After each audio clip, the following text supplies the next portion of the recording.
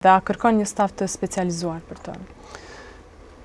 Për fat të mirë, këto pajisje dhe pajisjet e avancuara, sidomos varet edhe nga metodat të cilën e aplikojmë, disa kërkojnë, siç thash, një shkollim më të gjatë, disa kërkojnë një shkollim më të shkurt, mirë po, diçka tjetër edhe që është me rëndësi te këto intervenime, unë mendoj që janë shumë me rëndësi ekzaminimet para intervenimit dhe përcjellja pas intervenimit.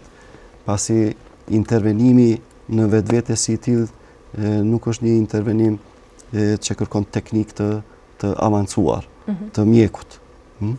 Mirë po, shumë me rëndësi që mjeku t'i njoh rreziqet para intervenimit dhe natyrisht në rast të ndonjë problemi atë të di t'i menaxhojë ato. Dhe mendoj që ne në klinikën gjermane të syrit e kemi këtë përvojë tani mbi 20 vjeçare që t'i njohim këto në mënyrë që pacienti të jetë sa më i sigurt dhe të kemi një shërbim sa më të mirë.